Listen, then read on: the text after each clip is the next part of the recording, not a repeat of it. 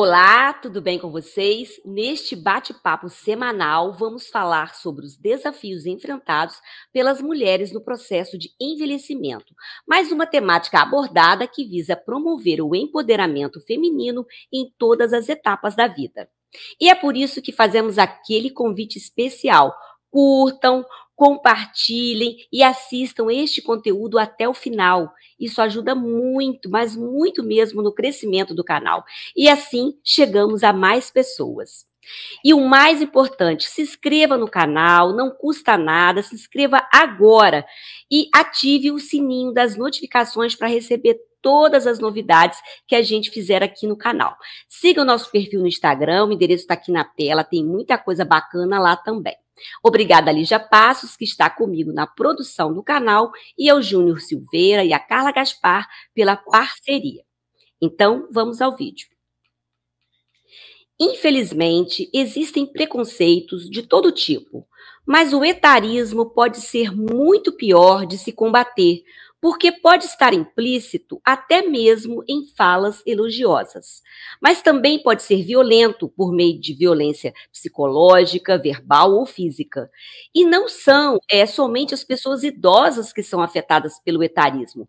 Os adolescentes, por exemplo, quando são criticados por causa da sua idade, já estão sofrendo este tipo de preconceito.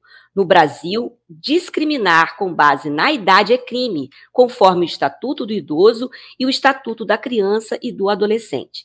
Mas o etarismo é mesmo implacável com as mulheres. São elas, sem dúvida, as mais afetadas, quando são julgadas por sua aparência física ou por sua capacidade produtiva.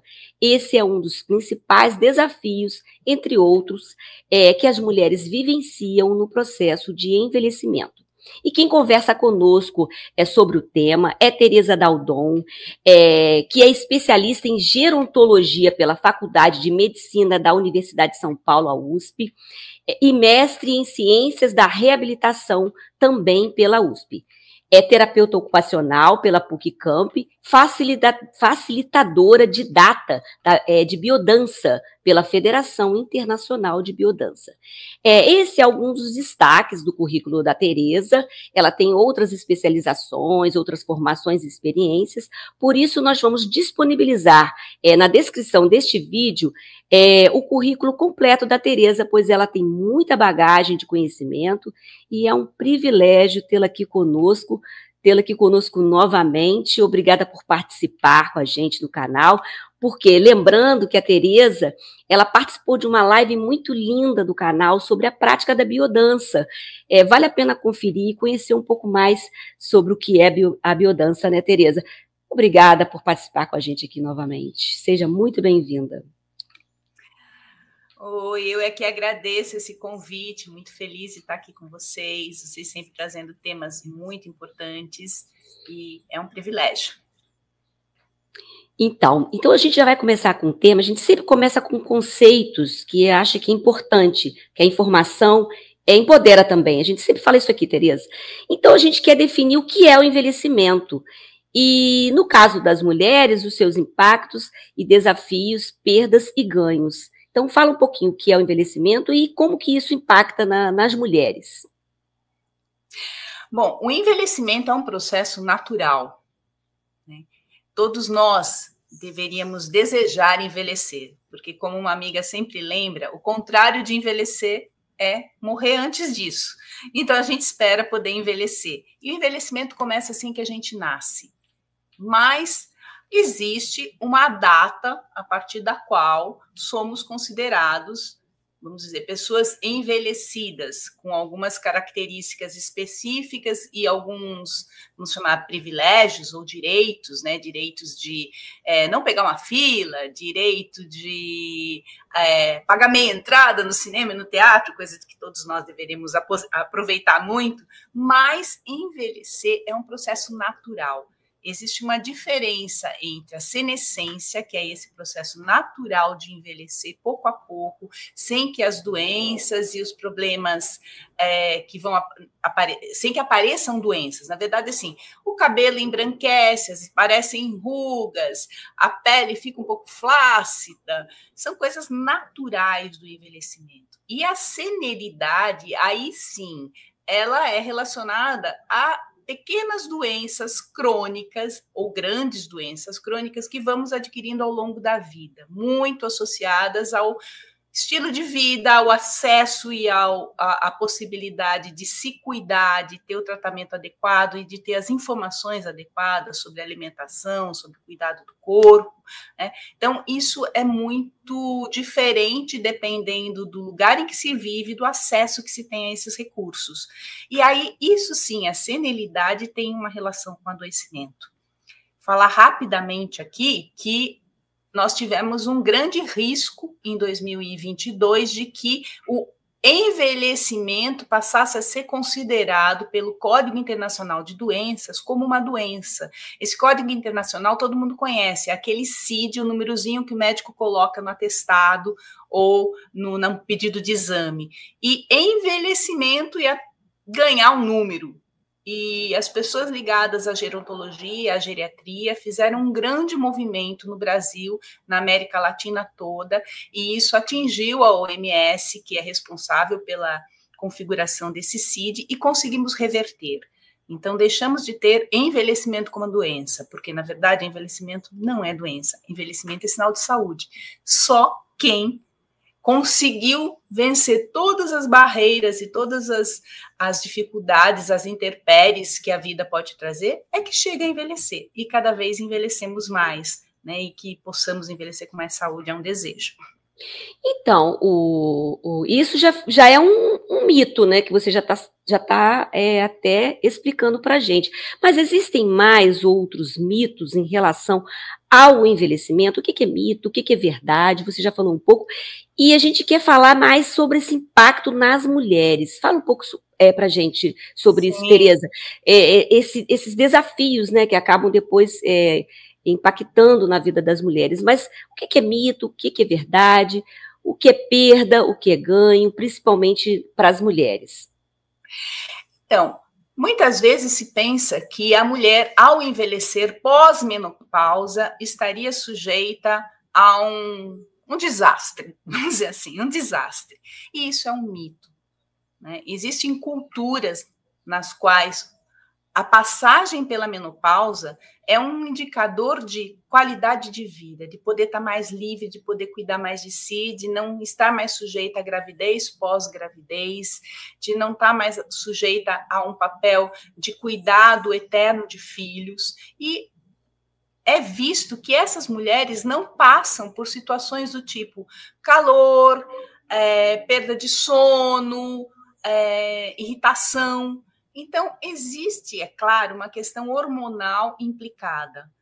Todas nós, mulheres, vamos diminuir nossas taxas de alguns hormônios. E isso tem um papel, sim, tem um papel importante na constituição dos nossos ossos, na nossa pele e por que não também, né, na quantidade de cabelo, na possibilidade de readquirir mais músculos. Mas isso tudo pode ser resolvido com os hábitos de vida e com as nossas crenças.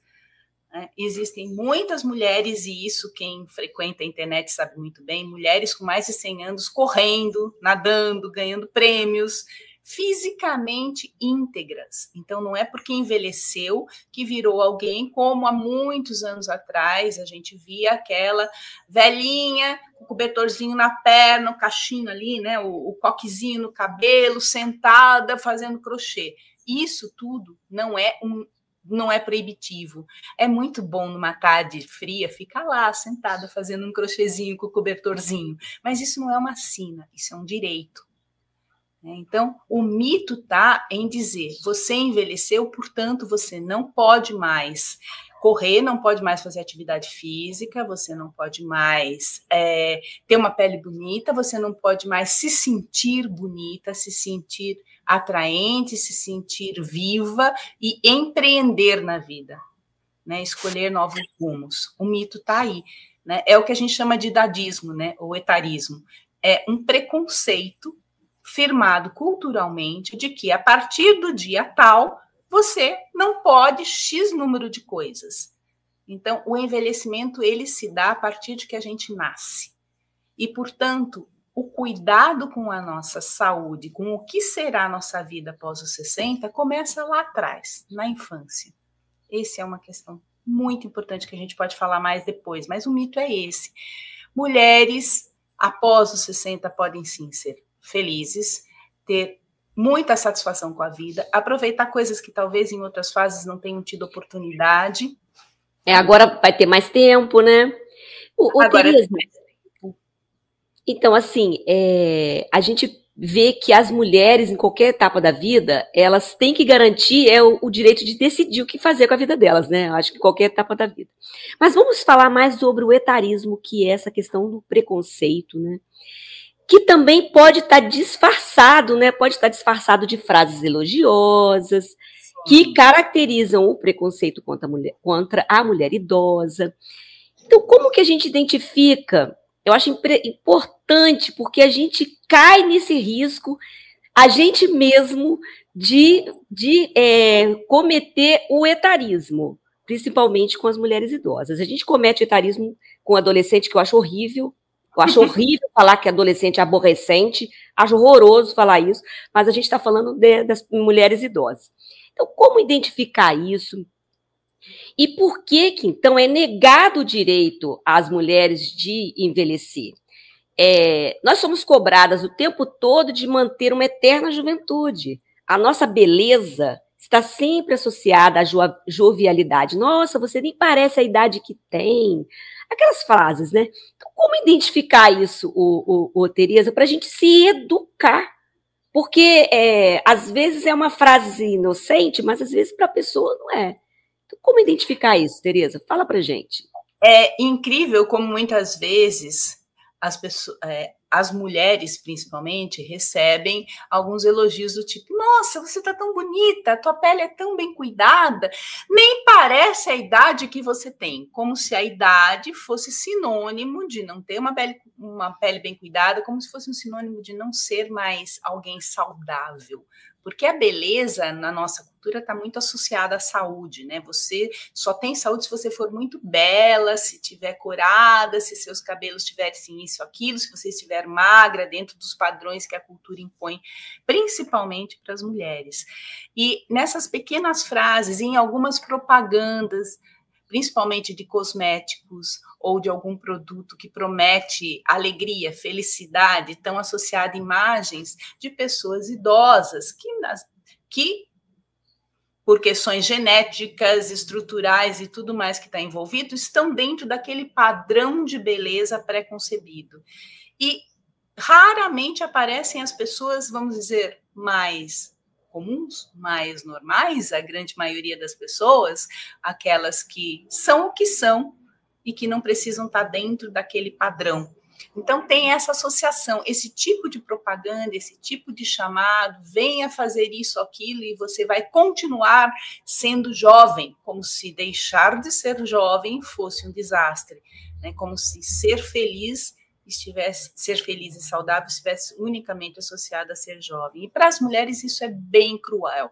Os homens também passam por um preconceito e por uma situação difícil no envelhecimento, que às vezes é em relação à perda daquele papel social do provedor.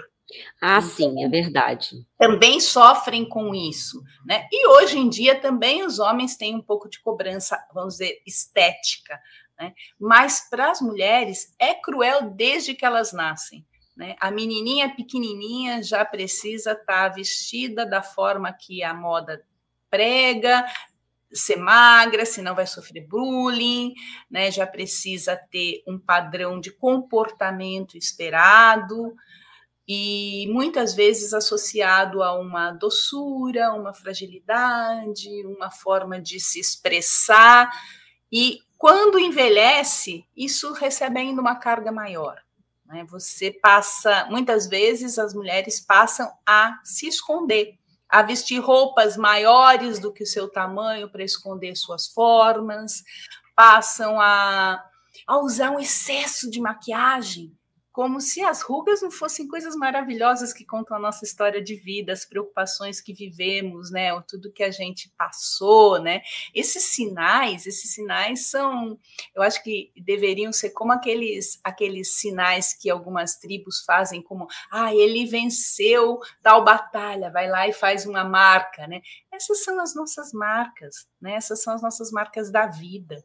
E se envergonhar disso faz com que nós mesmas estejamos sendo preconceituosas com o nosso envelhecimento. Nós mesmas estejamos nos privando de desfrutar da vida, de arranjar um namorado, de se inscrever num curso novo que envolve movimento e corpo, ou de se embrenhar nesse mundo da informática, da informatização, da tecnologia de hoje, né? Coisas online. Então, tudo isso é um preconceito nosso, nós mesmas. E, com certeza, as mulheres, principalmente, eu acho que isso está mudando, tá? Eu acho que a gente está conseguindo mudar isso. Mulheres estão se dando mais ao direito de namorar, de viajar em grupos, elas até têm mais... Nós, né, mulheres, temos até mais facilidade de formar grupos e sair juntas, formar grupos e passear, formar juntos, grupos e viajar, ir para um curso junto, reunir amigas.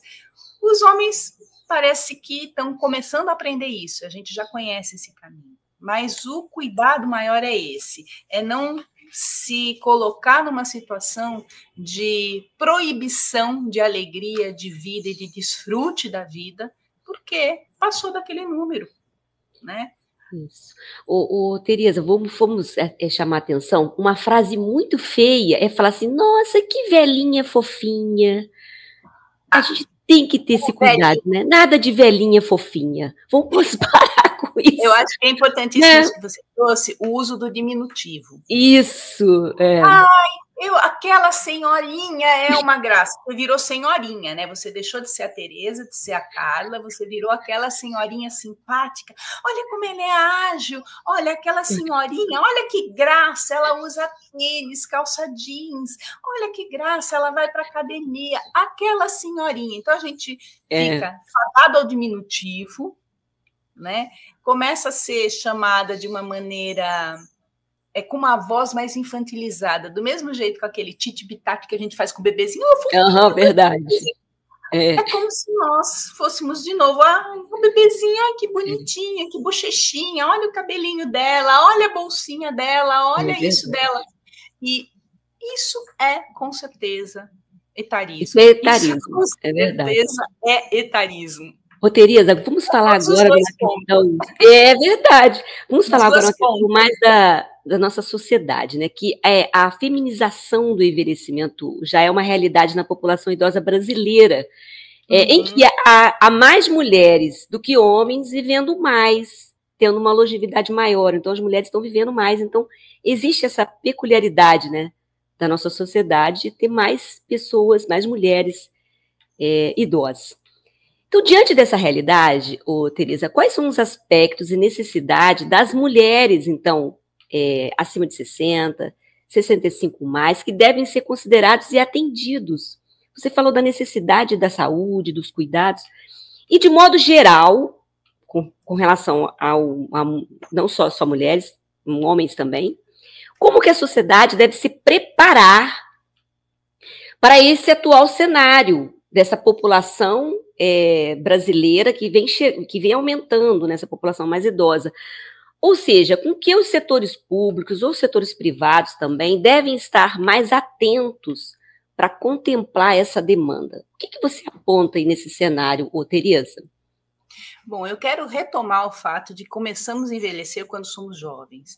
Então, quando a gente fala dos setores públicos, é preciso que eles se preparem para o fato de que a população mundial está envelhecendo e, por exemplo, se em alguns países da Europa, como a França, eles tiveram mais de 100 anos para preparar para esse envelhecimento, no Brasil, em 20 anos, a gente teve um baque entre diminuição de jovens e aumento de pessoas idosas. Sim, hoje somos mais mulheres do que homens, mas isso não necessariamente permanece. Existem algumas perspectivas de que daqui a 70 anos, talvez essa diferença entre homens e mulheres diminua mundialmente, não no Brasil, porque medidas estão sendo adotadas, né? E que medidas são essas? Primeiro, a possibilidade da educação em todos os sentidos, educação alimentar, educação em termos dos hábitos de vida, e isso precisa começar cedo.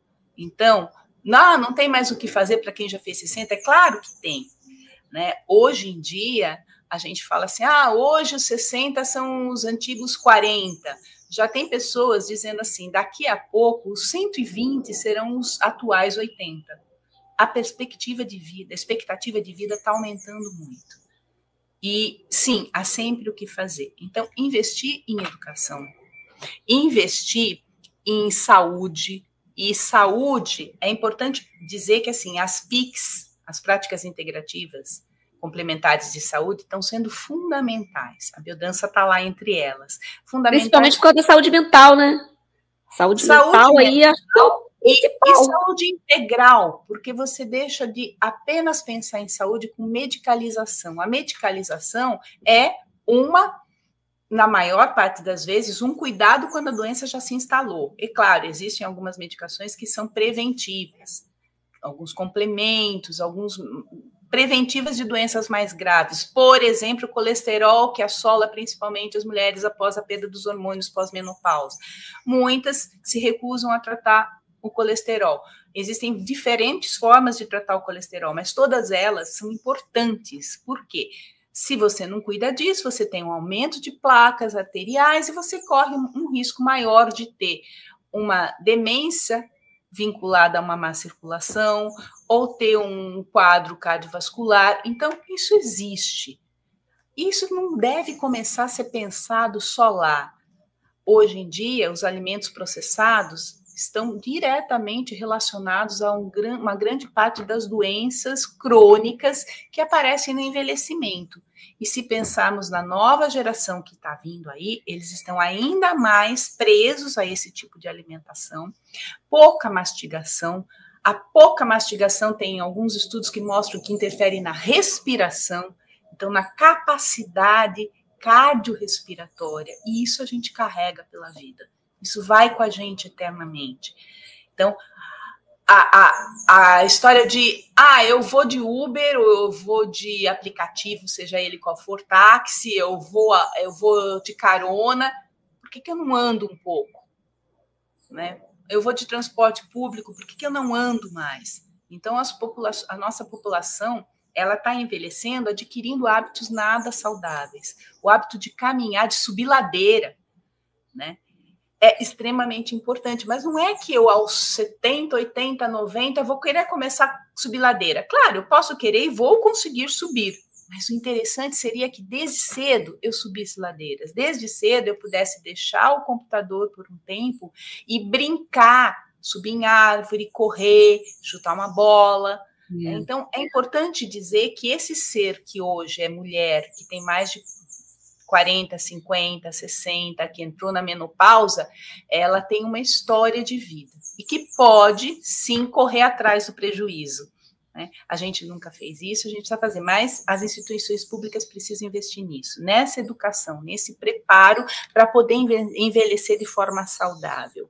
Inclusive, em termos de exames que são autorizados nas instituições públicas e nos planos de saúde, porque a gente pensa muito, todo mundo vai fazer check-up, faz o hemograma, mamografia importantíssima, ultrassom, exames de sangue, mas ninguém faz um teste cognitivo. Hoje a gente sabe que perceber pequenos déficits cognitivos que começam na idade ainda jovem e trabalhar essas perdas que não são iguais para as pessoas. Alguns perdem numa área, outros perdem em outra. Começar a trabalhar isso evita que a progressão de doenças que possam vir a se instalar se instalem com a rapidez e com a gravidade que se instalam. É possível também ações preventivas em termos cognitivos. E quando a gente fala em saúde, a gente não fala só em saúde física, a gente fala em saúde integral. E a cognição faz parte dela. Então, acho que é isso. Eu sei que eu estou me estendendo aqui, vou falar só mais uma coisa. O aprendizado ao longo da vida. Então, saber que a gente naturalmente, o ser humano é naturalmente curioso. E por isso chegamos aonde chegamos. Por isso vivemos todos esses anos. E que a gente jamais perca a curiosidade. Aprender algo novo a cada dia é essencial. E para isso, se os governos oferecerem cada vez mais programas que ofereçam cursos, desafios, né? Isso vai ajudar.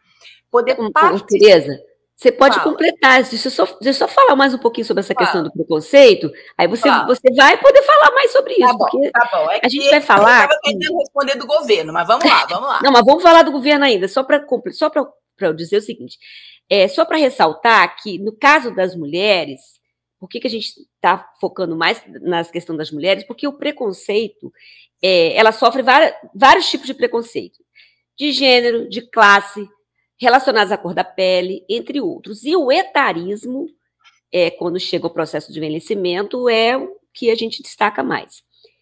E existe essa cobrança, né? Essa cobrança, como você já falou, de estar muito bonita, estar sempre jovem. E isso, às vezes, ultrapassa o limite do aceitável, coloca as mulheres numa situação de extrema vulnerabilidade. Aí a pergunta é isso aí, que você já está falando. Então, como promover o fortalecimento, o empoderamento desta mulher?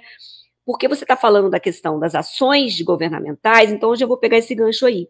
Uhum. Como ajudar a mulher a fortalecer o empoderamento frente a essas ameaças relacionadas ao envelhecimento, exatamente, para ela ter maior prazer, maior leveza, alegria de viver, né? E para finalizar, as estratégias que você aponta, você já colocou, a gente vai retomar isso aí, para superar essas crenças limitantes impostas às mulheres por essa estrutura patriarcal, machista que a gente vive.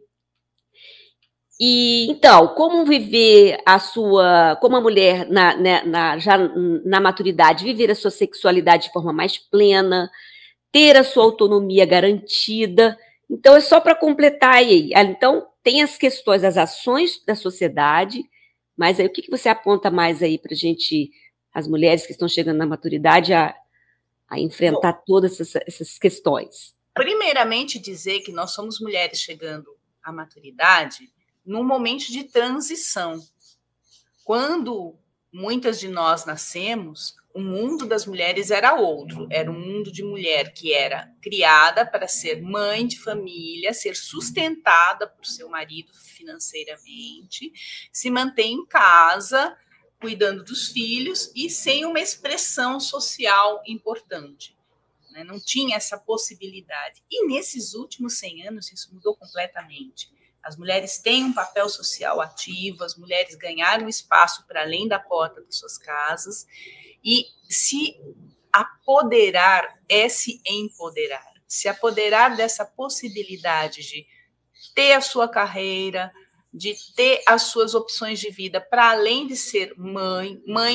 Ser mãe é maravilhoso, mas é uma das coisas que eu posso ser na minha vida. Não são coisas excludentes. Ser mãe e ter uma profissão não é excludente. Ser mãe e ter um clube de amigas que lê um livro uma vez por semana não é excludente hoje em dia.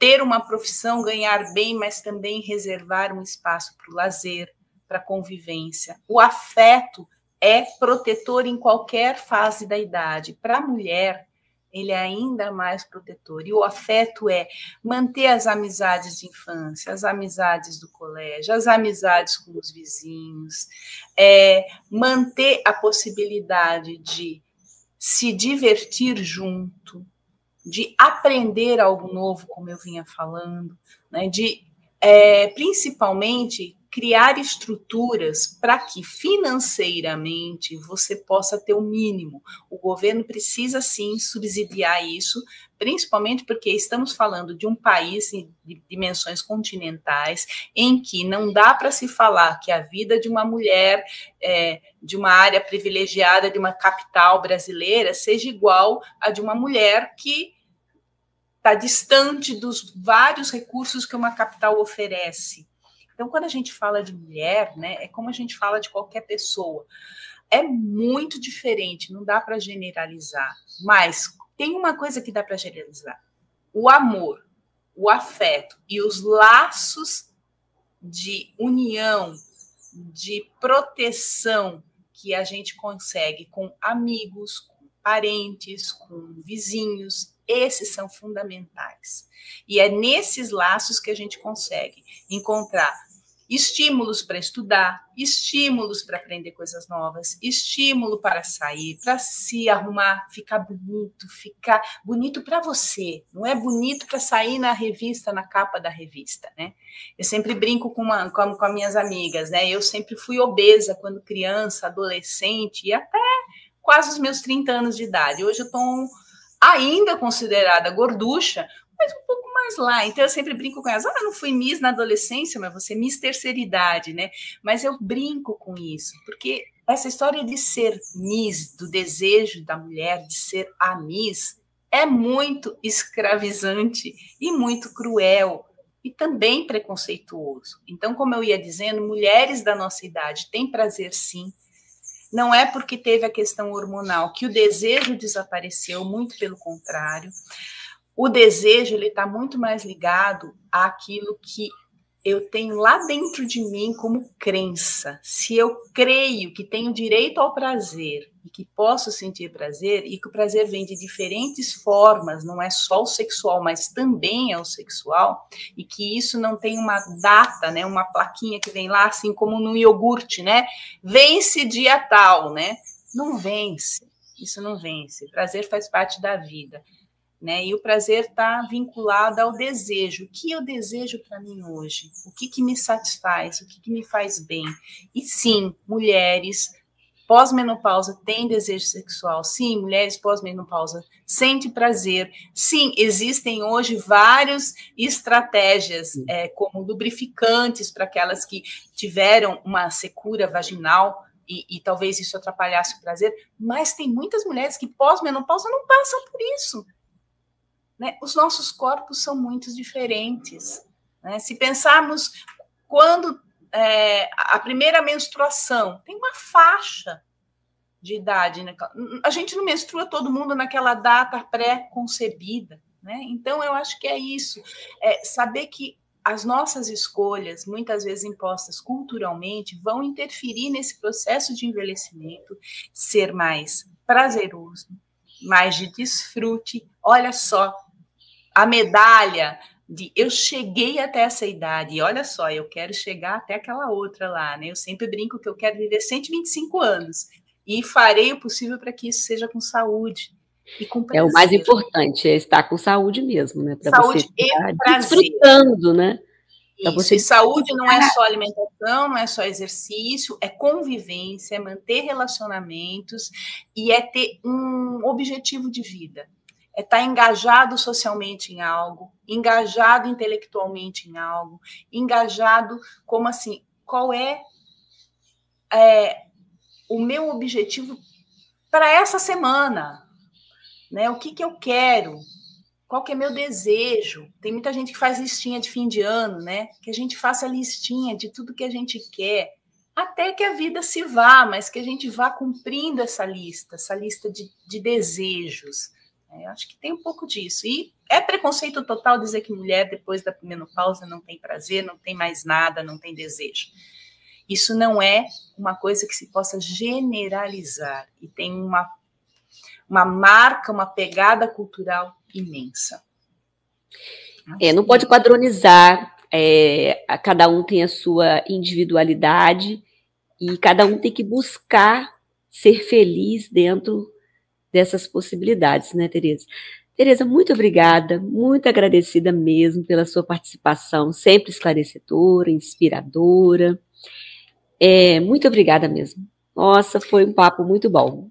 Eu agradeço vocês e eu me estendo, eu me perco um pouco, vou, é assim que eu sou e faço uma confusão com a live, mas é isso. gente. O nosso papo é assim mesmo, é para a gente... Agradeço demais o convite, agradeço demais tudo que esse canal faz pelas mulheres. É um canal A gente agradece também. Mesmo. Obrigada, Tereza. A Tereza está com a gente desde o comecinho aqui, né? Participou, acho que foi a segunda live de biodança, então ela já conhece bem aqui, já faz parte do canal, né, Tereza? Eu fico feliz, fico grata, e é um privilégio estar com vocês. Espero que vocês continuem por muito tempo. A gente também. E os contatos da Tereza estão aí na tela, vocês podem conferir aí, né?